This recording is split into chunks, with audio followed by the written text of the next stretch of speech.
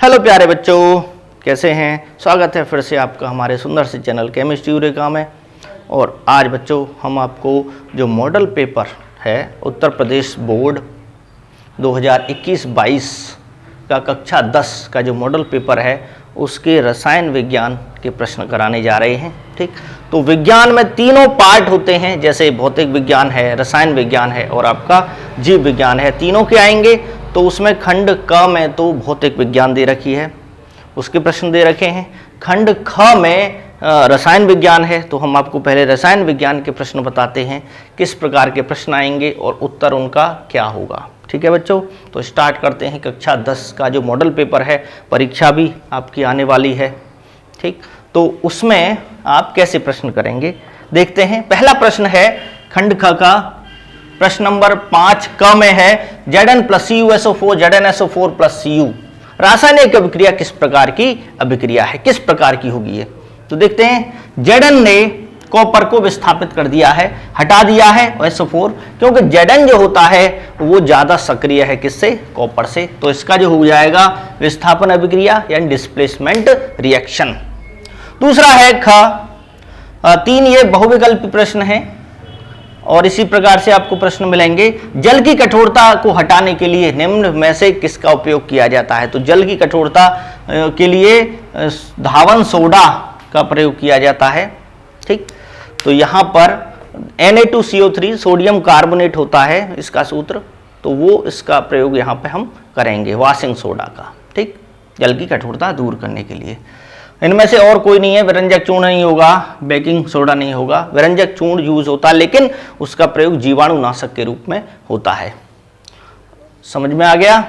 और plaster of Paris किसके लिए प्रयोग होता है। प्लास्टर ऑफ पेरिस जो भी फ्रैक्चर्ड बोन्स होती हैं, ठीक, जो हड्डियां टूट जाती हैं, फ्रैक्चर हो जाता है हड्डियों में, तो उसको फिक्स करने के लिए, एक जगह पर निश्चित करने के लिए वहां पर प्लास्टर ऑफ पेरिस POP का यूज किया जाता है। निम्न में से किस यौगिक में OH एक क्रियात्मक समूह है। तो देखिए, OH जो होगा वो अल्कोहल में होता है, उसे बोलते हैं ऑल ब्यूटेनॉल। तो आपको सीधा सीधा ऑल OH जो है वो है ऑल के लिए प्रयोग किया गया। कार्बनिक यौगिक होते हैं, जैसे इसमें ओन है तो इसमें कीटोन होगा, कीटोन समूह इसमें होगा आपका कीटोन, इसमें होगा अल्कोहल ऑल, इसमें कीटोन का आप जानते हो CO ऐसे होता है, ऑल OH ये अल्कोहल है, अल्कोहल, ऑइक ये COOH ये कार्बोक्सिलिक अम्ल होता है, और अल ये CHO ये एल्डिहाइड ग्रुप होता है। ठीक है, तो आपके तीनों प्रश्न यहां पे हो जाते हैं बच्चों। अब जो नेक्स्ट क्वेश्चन है वो 5th ख होगा, उसको भी हम बताते हैं यहाँ। ये समझ में आ गए होंगे तीनों प्रश्न। अब इसके बाद आता है नेक्स्ट जो क्वेश्चन है, जो मॉडल पेपर में दे रखा है बच्चों, वो है आपका जैसे 6th प्रश्न नंबर 6 का क जो है वो है प्रश्न आपका रेडॉक्स अभिक्रिया किसे कहते हैं। ठीक है, रेडॉक्स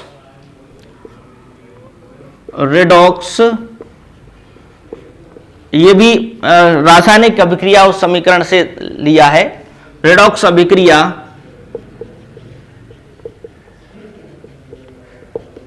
किसे कहते हैं, रेडॉक्स अभिक्रिया किसे कहते हैं, और रासायनिक अभिक्रिया का उदाहरण देकर समझाएं। ठीक, इसका उदाहरण देकर समझाएं। मैंने शॉर्ट में कर दिया है इसको। ठीक है, तो शॉर्ट में यानी रासायनिक समीकरण देकर ही आपको समझाना है। रासायनिक समीकरण देकर, रासायनिक समीकरण का उदाहरण देकर आप समझाएं इसको। ठीक, तो रेडॉक्स अभिक्रिया क्या होती है, उत्तर इसका लिखेंगे हम। देखिए बच्चों, रेडॉक्स अभिक्रिया क्या होती है कि रिडक्शन और ऑक्सीडेशन से मिलकर बनी है ये रेडॉक्स। ठीक, तो रिडक्शन माने होता है अपचयन, शॉर्ट फॉर्म आप देख सकते हैं इसको, जैसे रेडॉक्स। तो ये है और ये है, ठीक है। रेडॉक्स माने होता है यानी अपचयन, और ऑक्सीडेशन माने होता है ऑक्सीकरण, ठीक। तो जिस रासायनिक अभिक्रिया में एक अभिकारक का क्या होता है, अपचयन होता है, दूसरे का क्या होता है, ऑक्सीकरण होता है, उसे कहते हैं हम रेडॉक्स अभिक्रिया, ठीक। सीधा सीधा पता चल गया आपको रेडॉक्स, ठीक। तो यहां पे आप इसको लिख देंगे कि ऐसी रासायनिक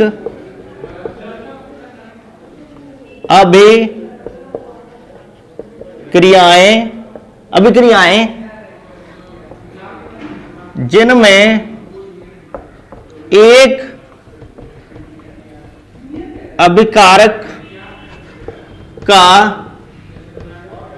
अपचयन और दूसरे अभिकारक का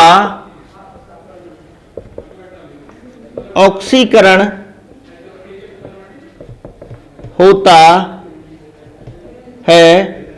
होता है, उन्हें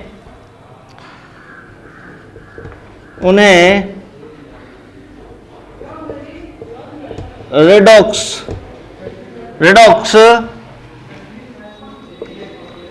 अभिक्रियाएं कहते हैं, ठीक। तो रेडॉक्स को हम ऑक्सीकरण, देखिए ऑक्सीकरण को उपचयन भी बोला जाता है बच्चों, उपचयन याद रखना इसको, उपचयन, ठीक है। तो इसको हम रेडॉक्स को अपचयन ऑक्सीकरण या अपचयन उपचयन अभिक्रिया भी कह सकते हैं। अपचयन उपचयन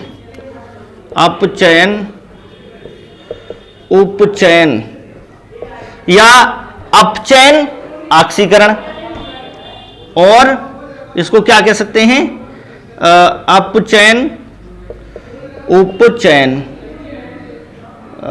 ठीक, अपचयन ऑक्सीकरण। तो किसी भी नाम से ये आ सकती है, आपसे पूछी जा सकती है। अब इसका देखते हैं उदाहरण, ठीक है। जैसे बच्चों देखते हैं, जैसे कॉपर ऑक्साइड है, कॉपर ऑक्साइड प्लस हाइड्रोजन और हीट किया हमने यहां, यानी ताप दिया, तापन भी लिख सकते हो आप। तो यहां क्या होता है, कॉपर प्लस H2O, ठीक, कॉपर प्लस H2O।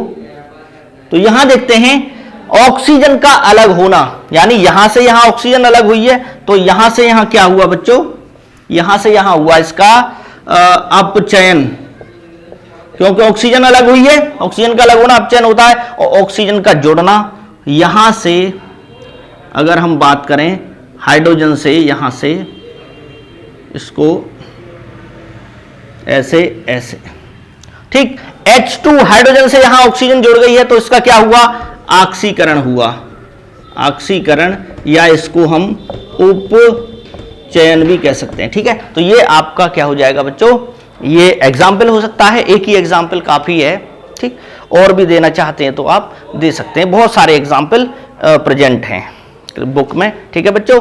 तो अब हम नेक्स्ट क्वेश्चन लेते हैं, ठीक। तो जो अगला प्रश्न है वो प्रश्न नंबर 6 का पार्ट जो 2 नंबर का है। पहले वाला जो रेडॉक्स अभिक्रिया वाला है वो भी 1-1 नंबर का था, वो 2 नंबर का था, और आपका जो बहुविकल्पी प्रश्न है वो 1-1 नंबर के थे सभी, ठीक। तो यहां पर देखते हैं बेकिंग सोडा बनाने की विधि एवं उपयोग लिखिए। तो 1 नंबर में तो क्या हो जाएगा, आपका विधि हो जाएगी, 1 में उपयोग हो जाएंगे, ठीक। तो क्या लिखेंगे इसमें, देखिए यहां पर अमोनिया में ब्राइन, अमोनिया में ब्राइन होता है आपका सोडियम क्लोराइड का विलयन, सोडियम क्लोराइड का जलीय विलयन जो होता है वो अमोनिया में, वो ब्राइन होता है, उसमें अमोनिया मिला दी जाती है तो अमोनिया में ब्राइन बन जाता है। में CO2 गैस प्रवाहित करने पर sodium hydrogen carbonate,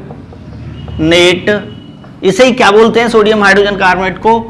baking soda, soda बनता है। ठीक, तो अमोनिया में ब्राइन क्या है? जैसे NaCl, ये ब्राइन हो गया, जलीय विलयन है एक्वस, प्लस H2O, वाटर रहता ही रहता है जल, CO2 NH3। ठीक, NH3 मिला दी जाती है इसमें पहले, फिर कार्बन डाइऑक्साइड वाले चेंबर में उसको भेजा जाता है, तो क्या बनता है? NH4Cl, ये इसका जलीय विलयन बनता है, प्लस NaHCO3, ये जो बनता है ठोस रूप में बनता है, जिसको छानकर यानी अवक्षेप रूप के रूप में बनता है, इसको छानकर अलग कर लिया जाता है। ठीक है, तो इसी को क्या बोला जाता है? Baking soda. इसको वॉश कर लेते हैं, धो लेते हैं इसको, और ये प्राप्त हो जाता है हमको। उपयोग देखते हैं इसके बच्चों। उपयोग, बेकिंग सोडा का जो उपयोग है वो किस में किया जाता है? आपको पता है, घर में जैसे पकोड़े वगैरह बनाने के लिए उसमें आप बेकिंग सोडा को आटे में डाल देते हैं। ठीक, और थोड़ा उसमें क्या होता है? टार्टरिक अम्ल भी मिला दिया जाता है। ठीक, टार्टरिक अम्ल का पाउडर मिला दिया जाता है बेकिंग सोडा में, तो वो बेकिंग पाउडर बन जाता है। वो बेकिंग पाउडर किसके लिए प्रयोग होता है? आपका के स्पंजी बनाने के लिए। ठीक, किसको? आटे को स्पंजी बनाने के लिए, जिससे कि जैसे ब्रेड बनाने हैं आपको, ठीक है ना, केक बनाना है, ब्रेड बनाना है, पकोड़े बनाने हैं, तो उसके लिए इसमें प्रयोग करते हैं। ठीक, तो यहाँ लिख सकते हैं आप कि यहाँ पर और भी दे सकते हैं, जैसे कि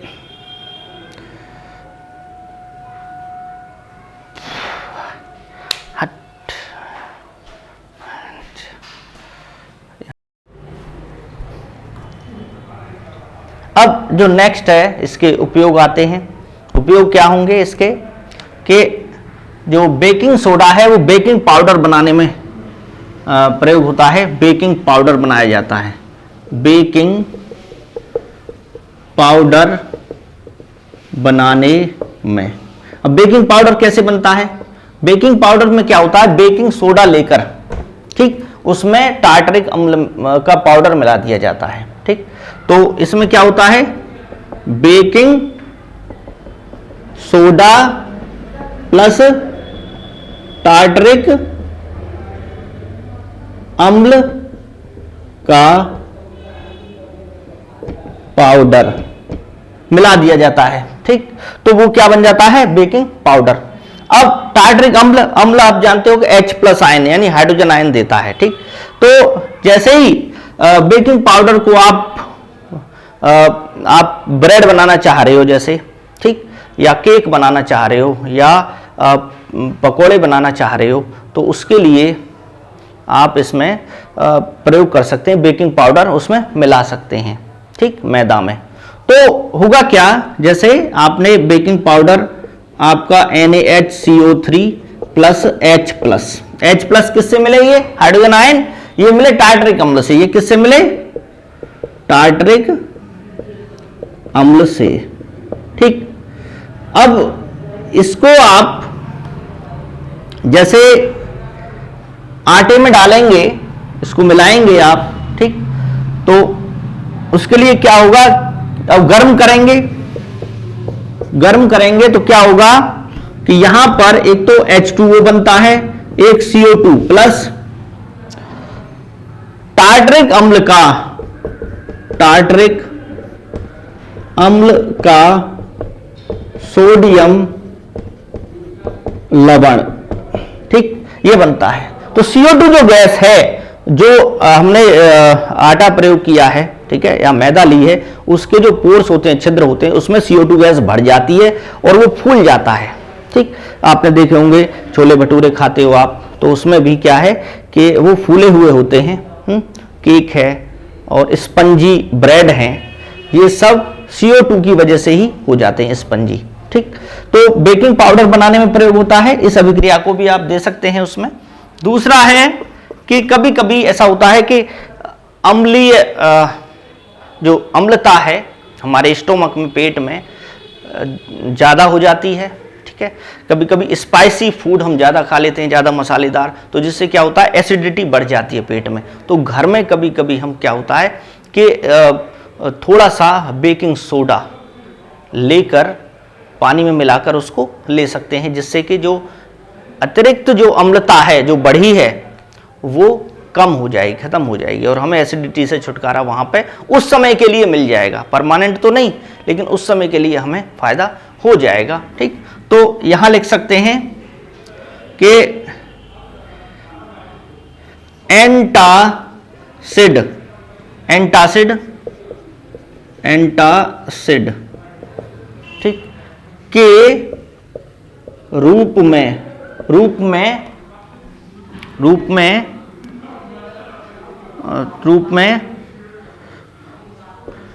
पेट में अतिरिक्त में अधिक अम्लता, अधिक अम्ल HCl अम्ल ज्यादा बन जाता है की मात्रा को उदासीन करने में, ठीक।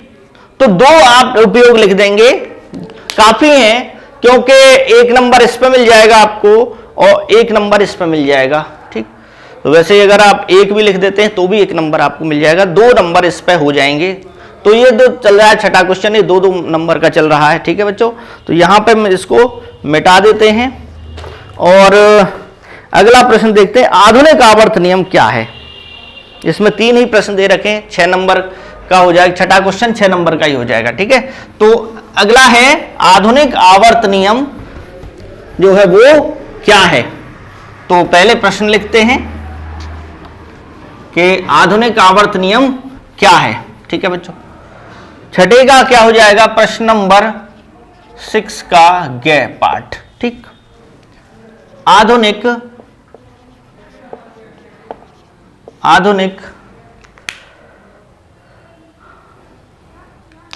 आवर्त नियम, आधुनिक आवर्त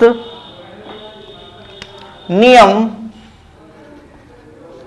क्या है। आधुनिक आवर्त नियम क्या है, ठीक। किसी आवर्त में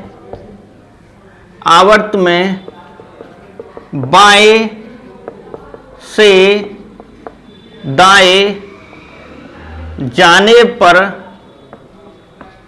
पर परमाणु त्रिज्या में क्या परिवर्तन होता है। बहुत ही अच्छा प्रश्न है, ठीक। जो पीरियोडिक टेबल है उससे संबंधित ये क्वेश्चन है।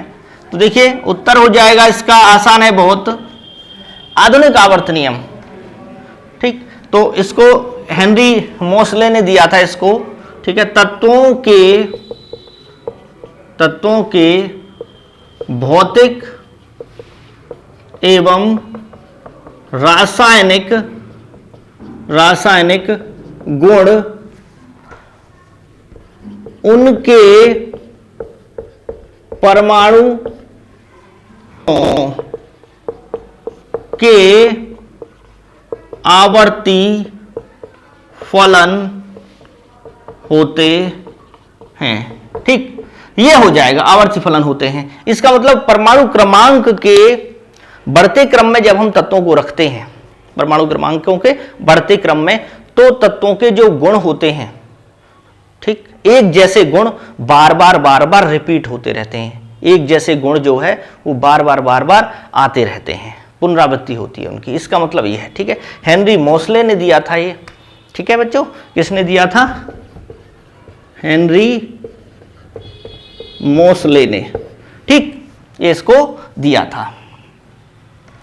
तो यहां पर ये हो गया। दूसरा है, ये 1 नंबर का हो गया, ये टोटल जो है 1 + 1 ऐसे करके मिलेगा, तो 1 नंबर का तो ये हो गया। दूसरा है इसी में जुड़ा हुआ है, वो 1 नंबर का है और वो भी बहुत आसान है, ठीक है। आवर्त में, आवर्त ऐसे चलते हैं, ठीक, आवर्त में जैसे दूसरा आवर्त है, कौन कौन से होंगे, Li, ठीक, 3 है, Li है, बेरिलियम है 4, बोरोन है 5, कार्बन है 6 और नाइट्रोजन 7, ऑक्सीजन 8, फ्लोरीन 9 और नियोन 10। ये मैंने दूसरा आवर्त लिखा है, ऐसे आवर्त में ऐसे चलते हैं हम, ठीक। ऐसे ही तीसरा आवर्त होगा, तीसरा आवर्त Na से शुरू होता है, सोडियम से। तो बाएं से दाएं चलने पर परमाणु त्रिज्या यानी जो आकार है परमाणु का वो घटता है या बढ़ता है, तो क्या परिवर्तन होता है? तो इसका आंसर होगा कि देखिए यहां से लेकर यहां तक जो परमाणु त्रिज्या है वो घटती है, यहां थोड़ा सा बढ़ती है प्रतिकर्षण के कारण। इलेक्ट्रॉनों में जब इलेक्ट्रॉन ये पूरी शेल भर जाती है तो वहां थोड़ा सा प्रतिकर्षण होता है, जिससे कि साइज थोड़ा बढ़ जाता है। तो क्या लिखेंगे आप? जनरल जो लिखा जाता है यहीं तक लिखा जाता है, तो क्या लिखेंगे कि परमाणु त्रिज्या घटती है, क्या लिखेंगे? कम होती चली जाती है। इसका आकार बड़ा है, इसका छोटा हो गया, फिर इसका छोटा हो गया, फिर इसका छोटा हो गया, इस तरीके से ये चल रहा है, ठीक है बच्चों। तो यहां पर आप क्या लिखेंगे? आवर्त में बाएं से दाएं, बायां यहां है, दायां इधर है, ठीक है, दाएं जाने पर परमाणु त्रिज्या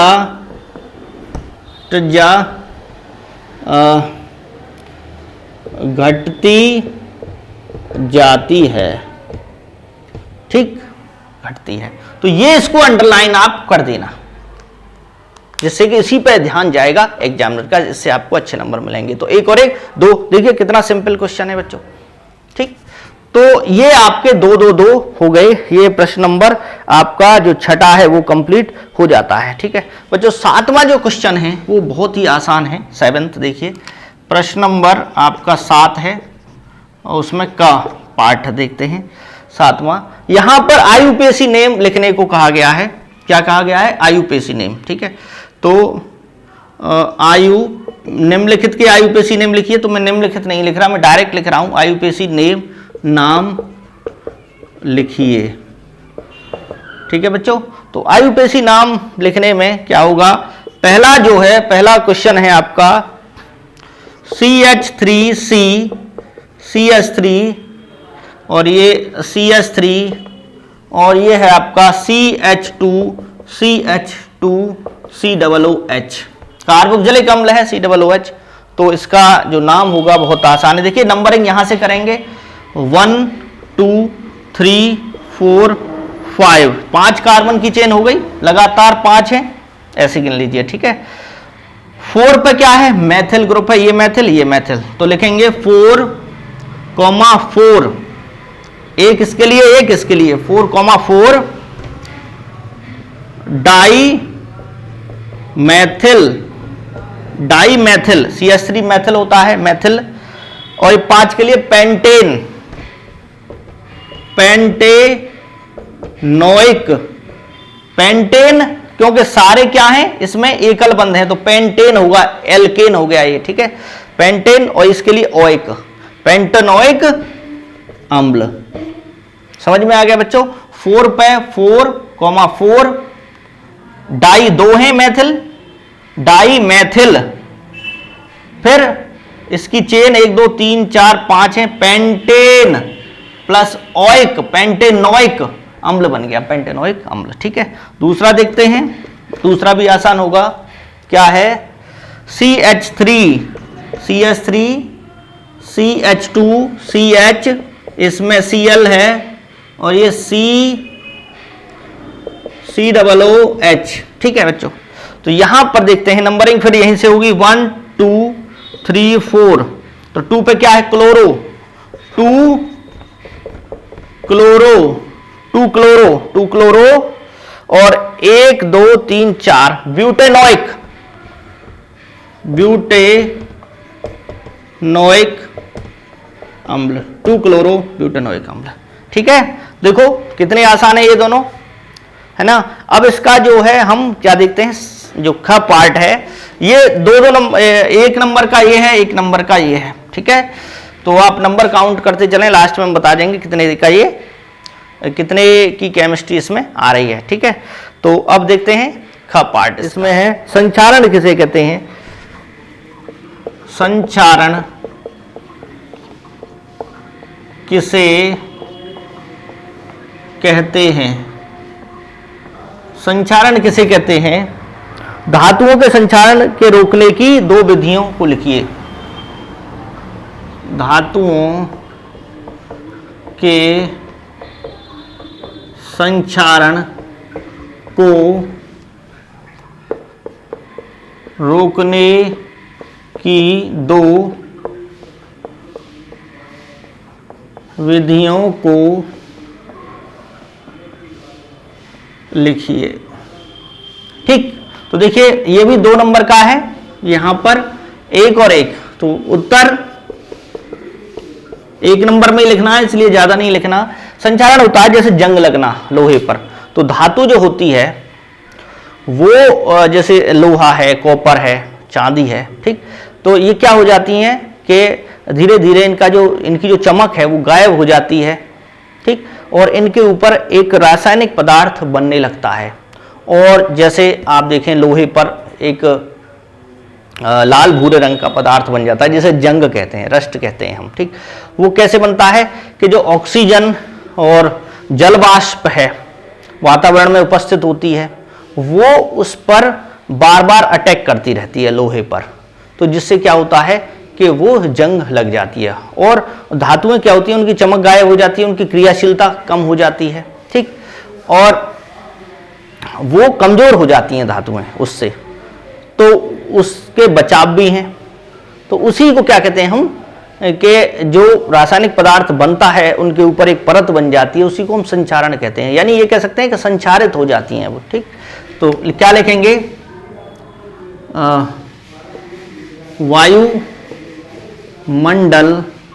वायुमंडल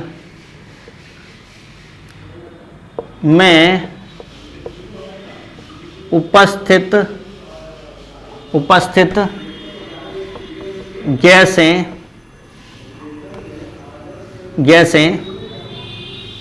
जैसे ऑक्सीजन,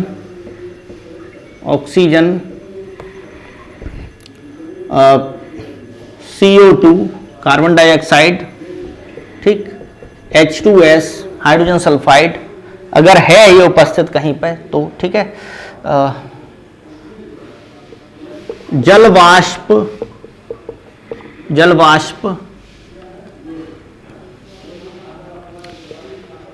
धातुओं से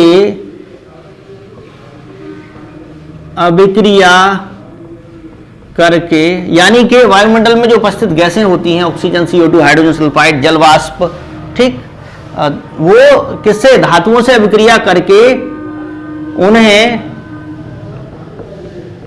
संचारित कर देती हैं। संचारित का मतलब क्या होता है, उनकी चमक गायब हो जाती है ना, कमजोर हो जाती हैं वो, क्रियाशीलता कम हो जाती है। ठीक, इस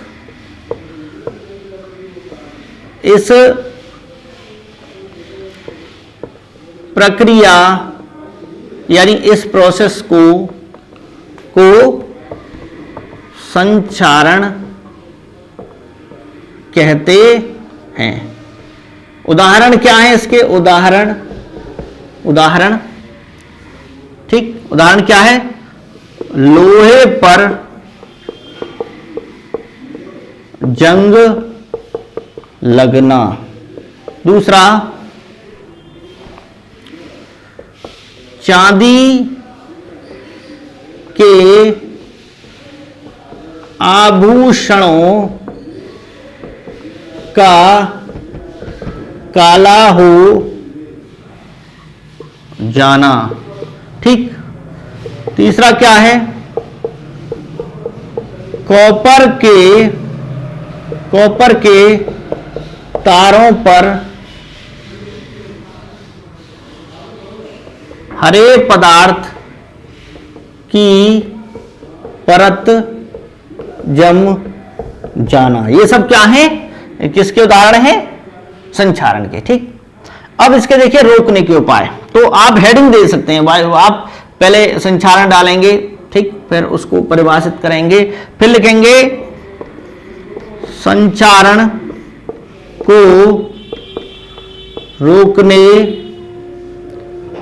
रोकने की विधियां। ठीक है, रोकने की विधियां क्या हो सकती हैं, बिल्कुल इसी प्रकार लिखेंगे, पूरे नंबर मिलेंगे आपको। ठीक है, तो संचारण को रोकने की विधियां क्या होंगी बच्चों, जैसे आप क्रोमियम की परत चढ़ा सकते हैं, तो इसे क्रोम लेपन कहते हैं, क्रोम लेपन। ठीक, जस्ते की परत भी उस पर लोहे पे, ठीक है, जस्ते की परत आप चढ़ा सकते हैं। ठीक, तो उसे बोलते हैं हम जस्तीकरण या गैल्वेनीकरण या यश दलेपन, जो आपके एनसीईआरटी में लिख रहा है वो, या यश दलेपन। इसमें क्या होता है, जस्ते की परत ऊपर चढ़ा दी जाती है, जिससे लोहा जो है अंदर सुरक्षित रहता है। समझ में आ गया। तीसरा क्या है, और भी जानते हो आप, जैसे पेंट वगैरह करते हैं घरों में, पेंट वार्निश लोहे पर की जाती है, दरवाजों पर की जाती है, तो उससे भी वो काफी दिनों तक बचे रह सकते हैं। ठीक है, तो पेंट वार्निश द्वारा। ठीक, और भी आप मिश्र धातु का प्रयोग करके, अकेली धातु ना प्रयोग करके मिश्र धातु, यानी कि 2-3 धातुओं को मिला के उनका मिश्रण प्रयोग करें हम, तो जैसे पीतल है, पीतल कॉपर और जिंक से बनती है। ठीक है, तो उसमें क्या होता है कि ये संचारण नहीं होता है उसमें। ठीक है, तो आप और भी लिख सकते हैं, मिश्र धातुओं का प्रयोग करके। ठीक, तो इस प्रकार से आप लिख सकते हैं बच्चों, बहुत ही आसान है ये, 2 नंबर आपके यहां पर पक्के हो जाएंगे। ठीक, समय कम हो तो आप कोई भी 2 विधियां भी लिख सकते हो, 1 नंबर में है तो पूरा आपको मार्क्स मिल जाएंगे। ठीक, ज्यादा बहुत बड़ा लिखने की जरूरत नहीं, क्योंकि आपको जीव विज्ञान भी करना है, भौतिक विज्ञान भी करना है, और आप टाइम का बहुत ही मैनेजमेंट रहना चाहिए, सारे क्वेश्चन हो जाएं, एक भी छूटे नहीं। ठीक, चाहे थोड़ा शॉर्ट में कीजिए, लेकिन एक भी छूटे नहीं, टाइम का आपको ध्यान रखना है। ठीक है, तो 3 घंटे 15 मिनट आपको मिलेंगे एग्जाम में। तो यहां पर 15 मिनट जो दे रखे होते हैं वो प्रश्न को पढ़ने के लिए दे रखे होते हैं। अब ये 7वां प्रश्न कंप्लीट हो जाता है।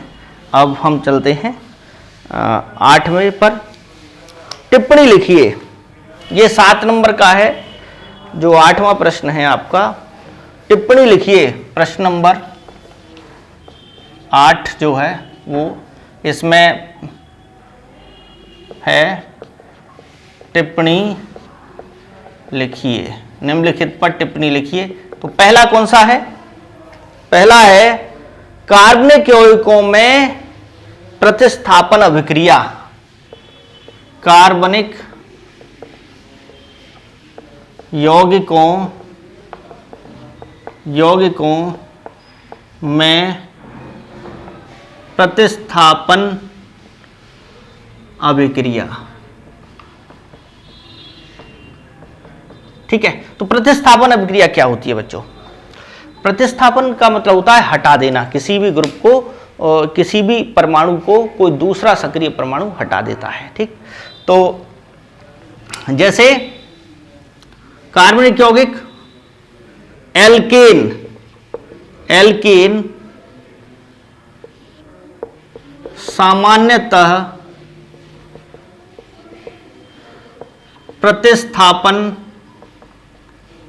प्रतिस्थापन अभिक्रिया देते हैं, ठीक है। एल्केन हालांकि सक्रिय कम होते हैं, एल्केन उनका जो हाइड्रोजन है वो आराम से नहीं हटाया जा सकता है, लेकिन कुछ स्थितियों में कुछ जो है ताप और दाब के प्रभाव से वो हाइड्रोजन अलग किया जा सकता है, हटाया जा सकता है, ठीक है। सूर्य के प्रकाश में आप उसको हटा सकते हैं, ठीक। तो देखते हैं इसको, प्रतिस्थापन अभिक्रियाएं देते हैं। एल्केनों का हाइड्रोजन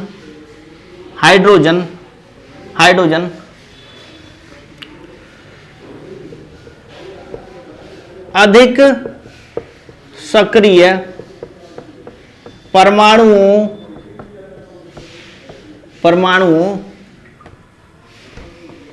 द्वारा प्रतिस्थापित किया जा सकता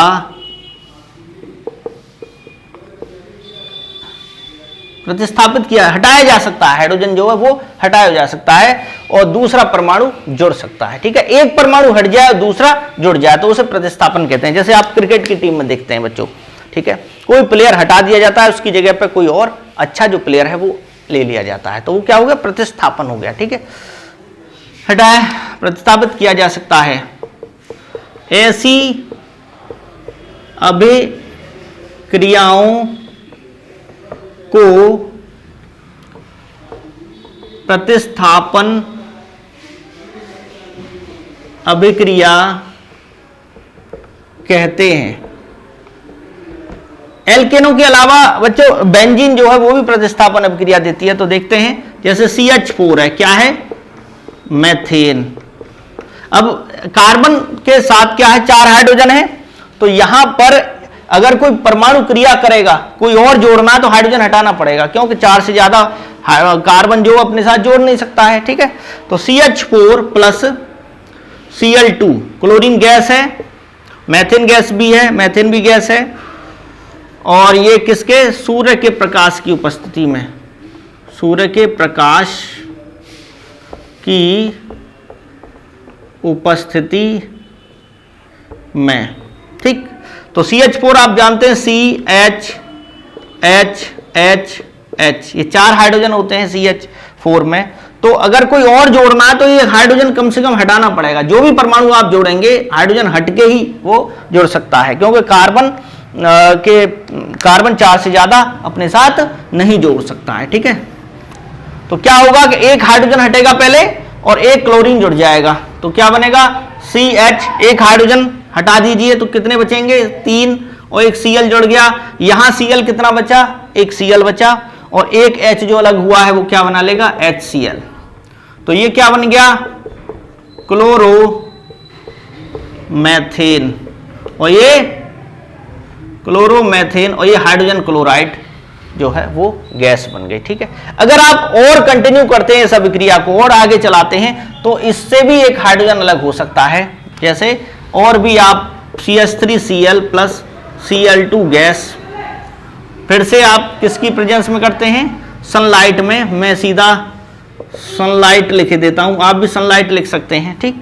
तो यहां से इस बार भी हाइड्रोजन अलग होगा, CH2Cl2, एक Cl था, एक और Cl आ गया, प्लस HCl।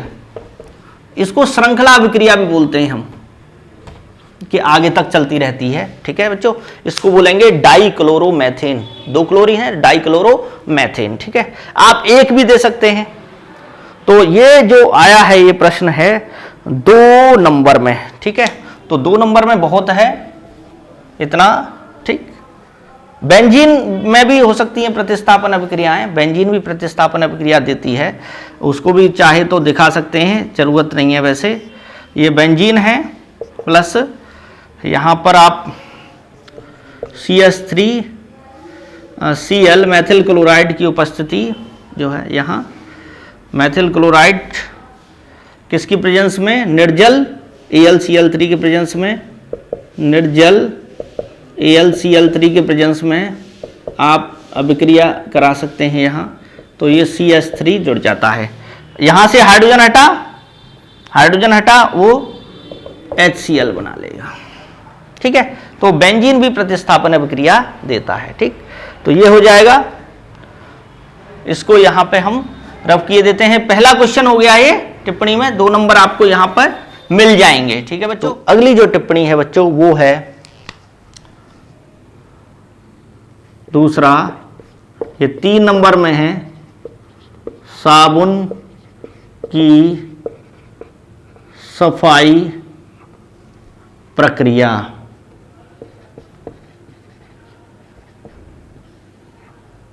साबुन की सफाई प्रक्रिया कि साबुन जो है कपड़े पर लगे हुए जो गंदगी होती है, धूल मिट्टी और तेल या ग्रीस होता है, उसको कैसे साफ करता है साबुन, तो उसको देखेंगे।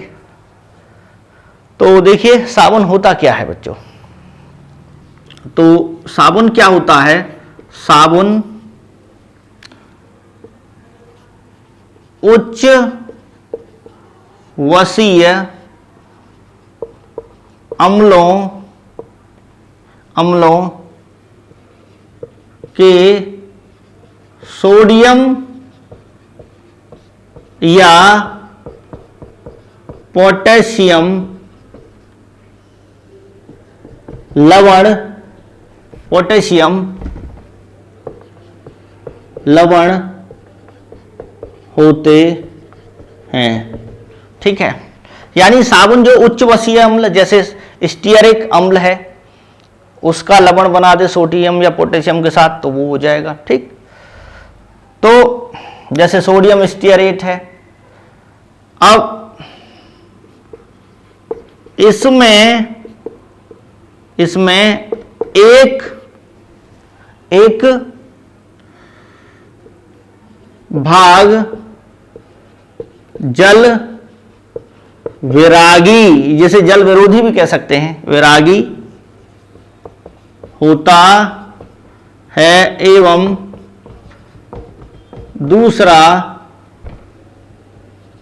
जल रागी होता है। ठीक, जल रागी होता है। अब जल विरागी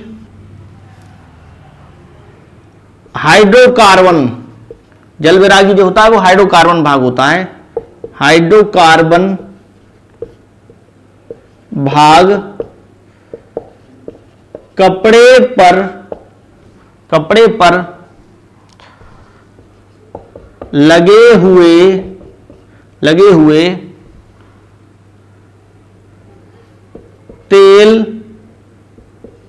धूल या ग्रीस।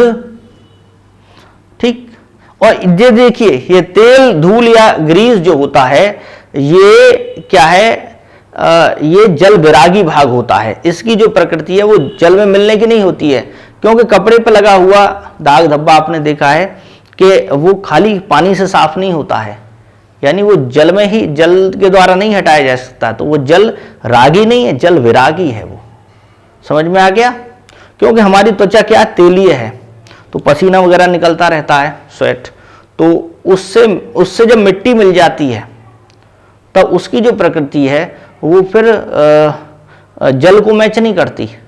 जैसे केरोसिन ऑयल, तेल, पेट्रोल, डीजल ये होते हैं, उस तरह की नेचर उसकी हो जाती है। ठीक, तो ये जो भाग है ये कैसा है, जो कपड़े पर लगी हुई है धूल मिट्टी, ये किसकी नेचर क्या है, जल विरागी।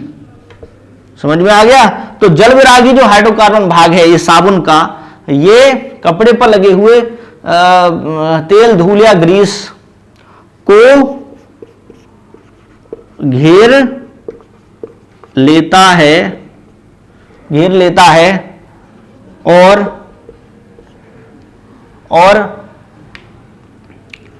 उसे कपड़े से अलग कर देता है। ठीक, अब देखिए एक भाग रह गया जलरागी, वो पानी में रहता है। जलरागी भाग किस में रहता है, पानी में रहता है। ठीक है, तो अब समझिए इसको, सोडियम स्टीयरेट लिख रहा हूं मैं, C17H35COO Na नेगेटिव, ये पॉजिटिव। ये साबुन है सोडियम स्टीयरेट, ये साबुन का ही भाग है। सोडियम पार्मेटेट, सोडियम ओलिएट, इस टाइप से बहुत सारे बन सकते हैं। अब इसको हम ओपन करते हैं, CH2 के टर्म में लिखें इसको, तो ये हाइड्रोकार्बन भाग है, ठीक है ना। तो इसको ऐसे लिख सकते हैं CH3 CH2 CH2 CH2 CH2 CH2 CH2 CH2, ये हाइड्रोकार्बन भाग है जो जल में मिलना नहीं चाहता है। CH2 CH2 CH2 CH2 CH2 CH2 CH2। अब देखिए 17 हुए या नहीं, 1 2 3 4 5 6 7 8 9 10 12 13 14 15 16 और ये 17 O नेगेटिव और Na प्लस। तो ये जो भाग है ये वाला, ये कैसा है? जल विरागी, ये जल में मिलना नहीं चाहता है। और ये जो भाग है ये क्या है? जल रागी है, ठीक। तो इसको हम ऐसे भी दिखा सकते हैं, एक ऐसे इस टाइप से टेल पार्ट को हम ऐसे दिखा सकते हैं। काउंट करने की जरूरत नहीं है आपको, सीधा सीधा आप छोटी सी टेल भी बना सकते हो, वो अंडरस्टूड है, वो समझ में आ जाता है कि C17 ही होंगे, ठीक। तो यहां पर आप इसको ऐसे दिखा सकते हो, C double bond O negative Na plus. तो ये जो भाग है ये क्या है? जल विरागी, ठीक, हाइड्रोकार्बन भाग। और ये क्या है? जल रागी है, जल रागी भाग है, ठीक है ना बच्चों। अब देखिए कपड़े में मान लीजिए ये है, ये धूल मिट्टी लगी हुई है और इसकी नेचर क्या है? ये आपका तेलीय धूल है, धूल मिट्टी आदि है। तो ये क्या है? जल विरागी, ये क्या है? जल विरागी है, ठीक। तो और साबुन का जो भाग है ये जल विरागी, ये है टेल पार्ट। तो कौन घेरा बनाएगा? ये इसके चारों तरफ कौन घेरा बनाएगा? टेल भाग, क्योंकि लाइट डिजॉल्व्स लाइक, अपने जैसे में घुलना चाहता है, ठीक। समझ में आ गया? आप पढ़ने वाले हैं तो आप पढ़ाई की तरफ ध्यान देंगे, और जो खिलने वाले हैं वो खिल की तरफ ध्यान देते हैं, ठीक। तो ये लाइक डिजॉल्व्स लाइक, यानी अपने जैसों में मिलना चाहते हैं। तो यहां पर, और ये जो भाग है नेगेटिव, ये पानी में रहता है। ये क्या होगा? ये वाटर वाला भाग होगा, ये वाटर वाला भाग होगा, जल वाला, ठीक। तो जल रागी एक जो भाग है, ये जो है जल रागी, ये जल में मिलना चाहता है, ये ध्रुवीय भाग है। तो इस तरह से अब बहुत सारे जब इसके चारों तरफ घेरा बनाएंगे तो ये धूल का जो एक कण है इसको खींच लेंगे, अलग कर देंगे कपड़े से, और जब आप रगड़ेंगे तो ये अलग हो जाएगा, ठीक। इसी तरह से बहुत सारे इसके चारों तरफ घेरा बना लेते हैं,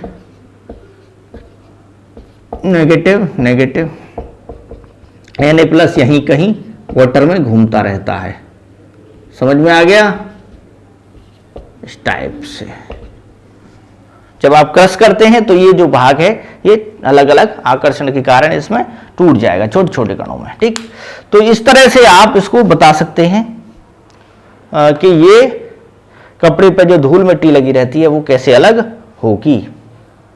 सीधा सीधा दोबारा समझिए, साबुन में दो भाग होते हैं, एक जल विरागी होता है हाइड्रोकार्बन भाग, एक जल रागी होता है ये वाला, ये जल में मिलना चाहता है। तो जैसे कपड़े पर जो लगा हुआ है तेल मिट्टी धूल, ये जल विरागी होती है। तो ये जो भाग है ये उसी जल विरागी जो धूल के कण हैं उनके चारों तरफ घेरा बनाएंगे, और ये जो बाकी जो जल रागी भाग है या जल स्नेही भाग है वो पानी में रहेगा, ठीक। जब क्रश करेंगे तो ये टूट टूट के थोड़े थोड़े कणों में अलग हो जाएगा, ठीक। कितना सिंपल है ये।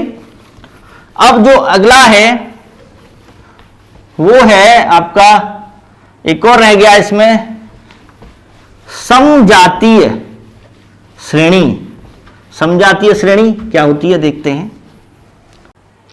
अगला जो प्रश्न है इसमें वो है तीसरा समजातीय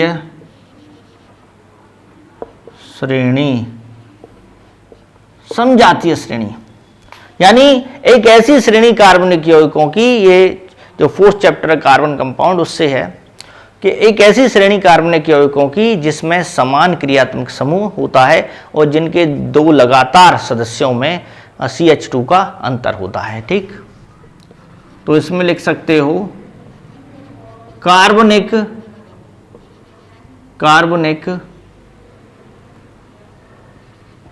यौगिकों की एक ऐसी श्रेणी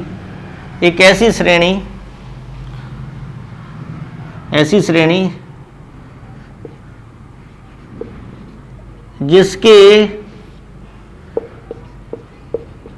सदस्यों का क्रियात्मक समूह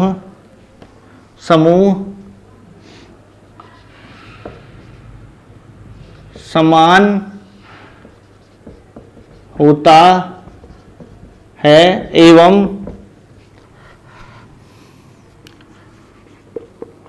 किन्हीं दो लगातार सदस्यों में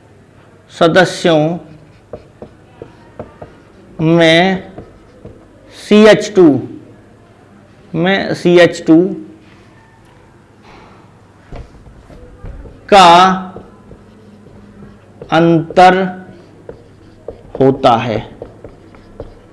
अंतर होता है समजातीय श्रेणी या होमोलोगस सीरीज भी कहते हैं इसको, समजातीय सजातीय भी लिखी मिल सकती है, ये कहलाती है। ठीक, CH2 को कभी कभी 12 परमाणु नहीं 12 2 14 14 परमाणु भार का भी अंतर हो सकता है। ठीक है, जैसे देखते हैं एल्केन की श्रेणी बनाते हैं, एल्केन यानी CnH2n+2 ये है। तो पहला मेंबर n बराबर 1 रख के देखते हैं इसमें, ये एल्केन का जनरल फॉर्मूला है CnH2n। तो CH4 1 रखा, n का मान 1, तो 2 1 2 2 4 CH4 हो गया। फिर 2 रखिए, n बराबर 2 रखिए तो क्या हो जाएगा C2H6, 3 रखिए C3H8, 4 रखिए C5H10, C4H10, C5H12 और C6H14 इस टाइप से बढ़ती चली जाएगी। तो देखिए यहां पर कितने का अंतर है CH2 का, या इन दोनों के बीच देख लो, दो लगातार मेंबरों के बीच CH2 का, इन दोनों के बीच CH2 का, इन दोनों के बीच CH2 का, या इन दोनों के दो ही से दो लगातार, चाहे इन दोनों के बीच देख लो तो भी कितने का अंतर मिलेगा CH2 या 14 परमाणु भार का अंतर मिलेगा, क्योंकि कार्बन का 12 और 2 14। ठीक है ना। और एल्कोहल की आप बनाना चाहते हैं तो जैसे CH3OH, C2H5OH, C3H7OH, C4H9OH इस टाइप से, मेथेनॉल, एथेनॉल, प्रोपेनॉल, ब्यूटेनॉल। तो क्रियात्मक समूह क्या है, सभी में समान है। ये एल्केन का है तो इसमें सिंगल बॉन्ड है, सभी में एकल बंध है, तो एल्केन का है ये। ठीक, जैसे methane, ethane, propane, butane, pentane, तो सभी में क्रियात्मक समूह क्या होगा, उस श्रेणी में समान होगा। तो ये किसकी है, यहां भी देखो आप CH2 का अंतर है, तो CH2 का अंतर होता है और इनके गुण भी आपस में मैच करते हैं। ठीक, तो ये समजातीय श्रेणी हो गई, कर लेंगे आप आराम से। तो ये भी है, ये आपका 2 नंबर का है। तो कुल मिला के ये 7 नंबर का हो गया। पहले वाली टिप्पणी जो थी वो पहले वाली जो थी वो कौन सी थी, प्रतिस्थापन अभिक्रिया, वो 2 नंबर में था। साबुन की सफाई प्रक्रिया वो 3 नंबर में है। और समजातीय श्रेणी वो 2 नंबर में है। कुल मिला के 3, 2, 5 और 2, 7 नंबर का ये 8वां हो गया। अब इसमें एक चीज और दे रखी है, अथवा में दे रखा है कि मान लीजिए किसी पे ये क्वेश्चन नहीं आते हैं तो दूसरे भी दे रखे हैं, उसको देखते हैं जरा। अथवा में कौन से हैं? 8 में अथवा क्या लिखा है कि रासायनिक समीकरण लिखिए, निम्नलिखित अभिक्रियाओं के रासायनिक समीकरण लिखिए। तो रासायनिक समीकरण ये 7 दे रखे हैं और 1-1 नंबर का हर एक है। रासायनिक समीकरण देखिए, या तो इसको कीजिए या टिप्पणी वाले को कीजिए, ठीक। तो इसमें करने हैं तो सभी करने पड़ेंगे, सातों के सातों इसी के करने पड़ेंगे अथवा वाले। पहला है कि एथेनॉल सोडियम के साथ अभिक्रिया करता है, यानी एथेनॉल सोडियम के साथ अभिक्रिया करता है, ठीक। तो इसको देखिए, इसको यहीं पे किए देता हूं मैं। एथेनॉल होता है C2H5OH और ये Na हो गया सोडियम। जब इसके साथ क्रिया कराते हैं इसकी तो क्या बनता है? C2H5ONa प्लस, अगर 2 ले लेते हैं तो यहां बनेगा H2, हाइड्रोजन गैस निकलती है, हाइड्रोजन गैस निकलती है इसमें। ये बन गया सोडियम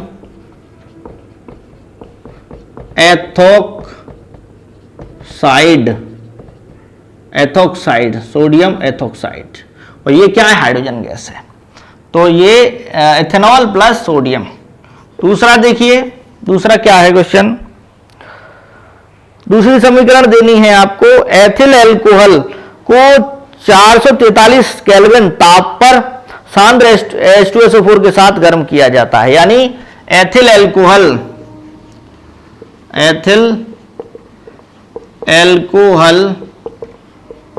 को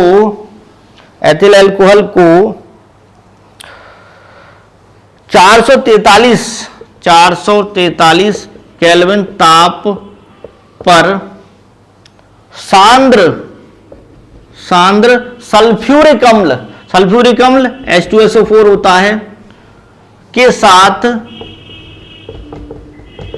गर्म किया जाता है। बहुत आसान है, इसकी समीकरण देनी है। एथिल अल्कोहल C2H5OH ले लिया और एरो लगाइए, यहां पर सांद्र H2SO4 लिख दीजिए, 443 केल्विन लिख दीजिए, CH2 double bond CH2 plus जल निकल जाता है, पूरा का पूरा जल जो है वो निकल जाएगा। ये क्या बनेगा? एथीन, एल्कीन बनते हैं यहां पर, ठीक।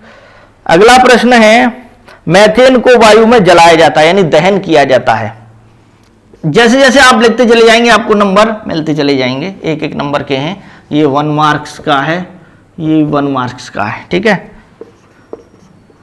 मेथेन को वायु में जलाया जाता है, ठीक। तो मेथेन क्या है बच्चों? CH4 है, वायु O2 है, और जलाएंगे इसको तो क्या बनेगा? CO2 plus 2H2O, carbon dioxide plus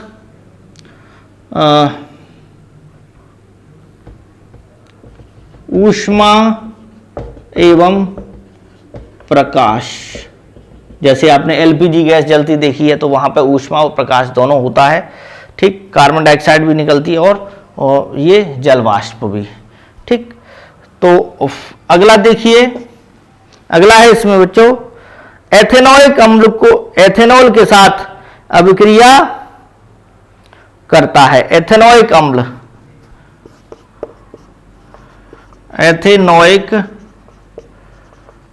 अम्ल अम्ल, एथेनॉल, एथेनॉल, एथेनॉल के साथ अभिक्रिया करता है। तो इसको देखिए, ये एस्टरीकरण अभिक्रिया है। एथेनॉइक अम्ल क्या होता है, CH3COOH प्लस आपका एथेनॉल C2H5OH, मैंने उल्टा लिख दिया, C2H5OH ये एथेनॉल है, तो यहां से ये तो देता है OH और ये H, वाटर निकल जाता है इसमें, और किसकी उपस्थिति में, अम्ल की उपस्थिति में, अम्ल देता है H प्लस आयन। तो क्या बनता है, CH3COO C2H5 प्लस H2O, ये क्या बन गया, एस्टर। एस्टर इसमें बनते हैं।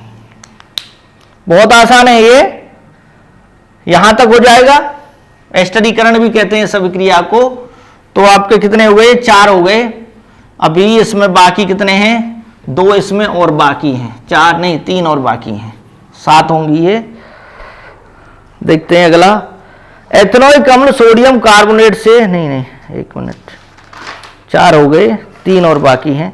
एथेनॉइक अम्ल सोडियम कार्बोनेट से अभिक्रिया करता है।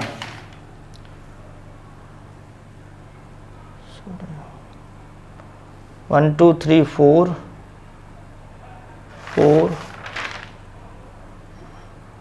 5 6, एथेनॉइक अम्ल सोडियम कार्बोनेट से अभिक्रिया करता है। एथेनॉइक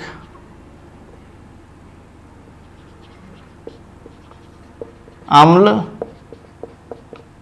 सोडियम कार्बोनेट से अभिक्रिया करता है। ठीक है, तो ये देखिए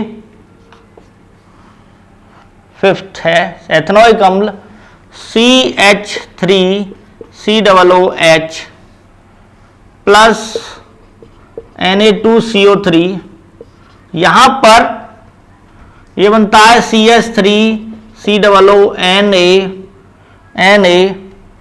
plus CH3COONA plus H2O plus CO2। ये ब्रिस्क एफरवेजेंस की सनसनाहट के साथ ये गैस निकलती है, कार्बन डाइऑक्साइड इसमें। ठीक है, 6th क्या है क्वेश्चन, एथेनॉइक अम्ल की सोडियम हाइड्रोजन कार्बोनेट के साथ अभिक्रिया। आगे देखते हैं, 6th वाला जो है वो है आपका, रफ किए देते हैं पहले इसको। एथेनॉइक अम्ल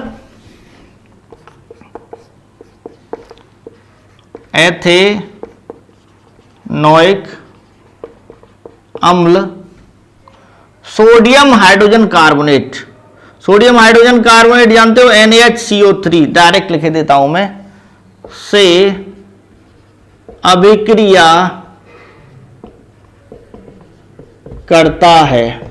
ठीक, तो देखिए एथेनॉइक अम्ल का सूत्र होता है बच्चों CH3COOH प्लस NaHCO3। यहां पर देखिए, यहां 2 Na हैं, 2 Na यहां पे हैं, तो आपको 2 लेने पड़ेंगे, ये 2 बनेंगे। ठीक है ना, अब सही है ये रिएक्शन। कार्बन डाइऑक्साइड भी मुझे लगता है 2 ही निकलेंगे, H2O।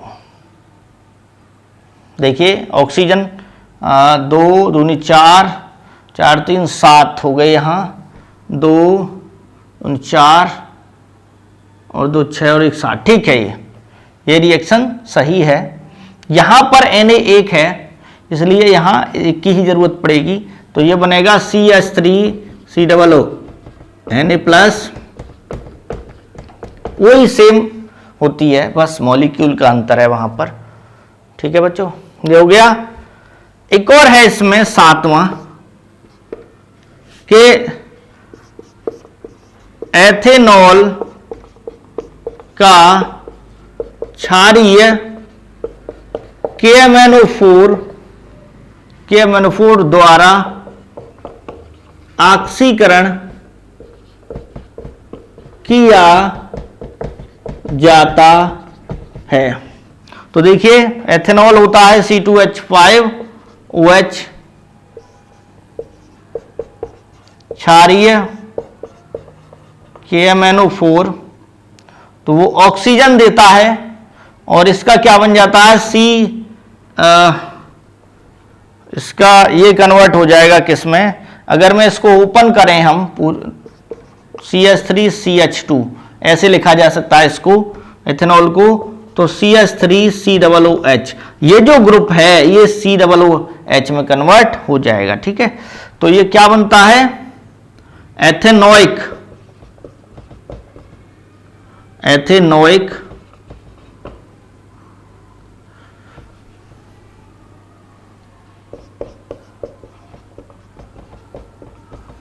एथेनोइक अम्ल ऑक्सीकरण। इसकी जगह आप अम्लीय पोटेशियम डाइक्रोमेट भी लिखा हो तो भी एथेनोइक अम्ल ही बनेगा। ठीक है, हर एक जो है एक एक नंबर का है, तो ये 7 हो गए, या तो 7 नंबर आप टिप्पणी वाले कर दीजिए, जो क्वेश्चन थे 3 टिप्पणी थी, या फिर इनको 7 को कीजिए। ठीक है, अब ये नहीं है कि इनमें से 2 कर दिए और 1 टिप्पणी लिख दी, ऐसा नहीं, या तो तीनों की तीनों टिप्पणी लिखिए शॉर्ट नोट, या फिर 7 इनको कीजिए। ठीक है बच्चों, इस तरह से ये हमने क्वेश्चन पेपर आपको डिस्कस कराया है, इसको आप कर लेना बच्चों।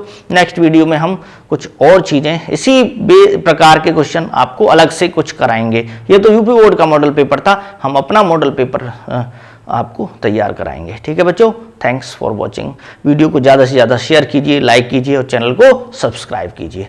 Thanks for watching. जय हिंद, जय भारत।